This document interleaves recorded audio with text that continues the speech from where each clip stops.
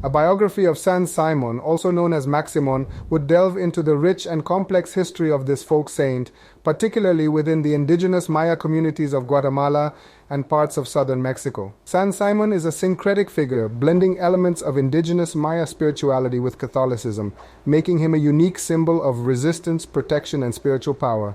San Simón Maximón, biography of a folk saint, origins and history.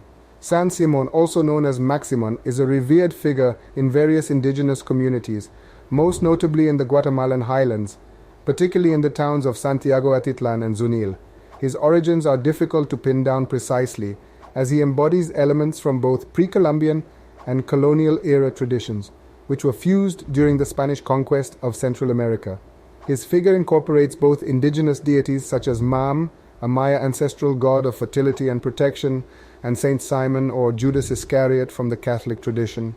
The Spanish conquest brought about intense efforts to convert indigenous peoples to Catholicism.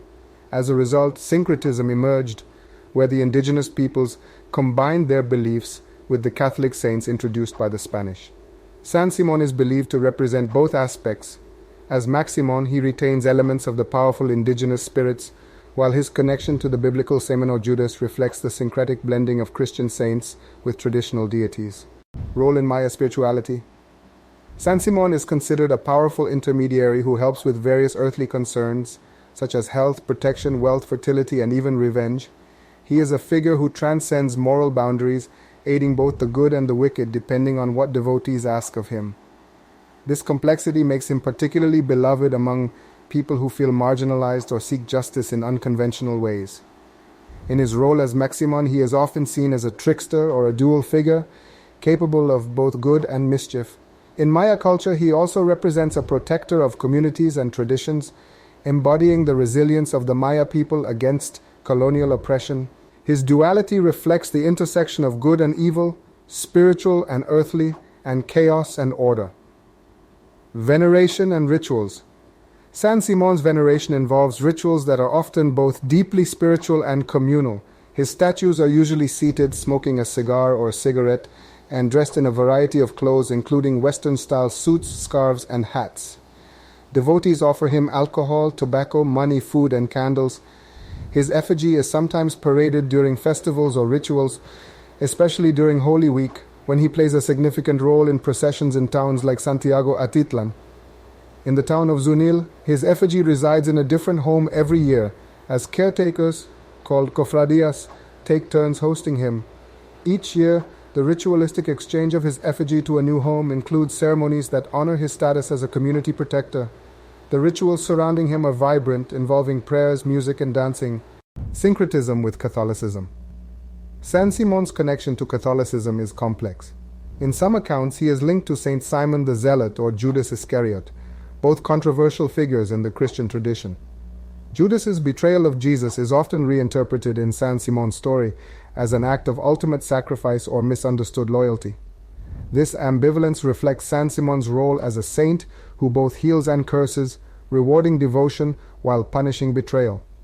Although the Catholic Church does not officially recognize San Simón as a saint, his veneration continues among the Maya and other indigenous communities. For these devotees, San Simón represents a bridge between the divine and the human, the sacred and the profane, the indigenous and the Christian.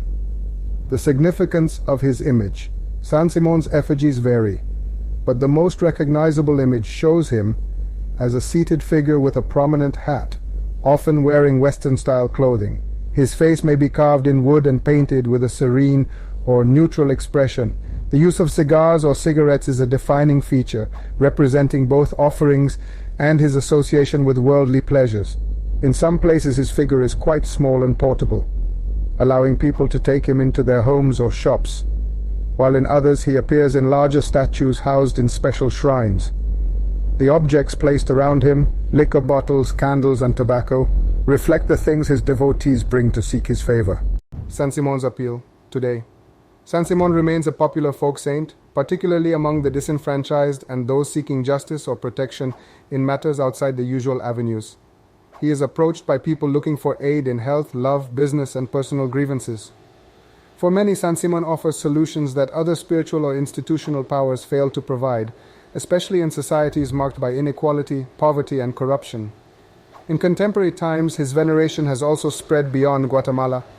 Many migrants take their devotion to San Simón with them, establishing small altars in homes across the United States, Mexico, and other regions of Central America. His cult has grown thanks to the internet and social media, where followers share prayers, rituals, and stories of miracles attributed to him. Conclusion: San Simón is a fascinating figure who straddles the line between indigenous spirituality and Catholic traditions. He reflects the enduring strength of Maya culture and its ability to adapt to external pressures while maintaining its unique identity.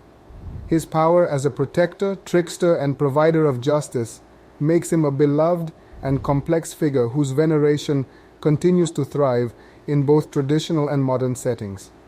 San Simon's biography is not just the story of a saint, but a testament to the resilience of indigenous spirituality and the human need for hope, justice, and protection in a complicated world.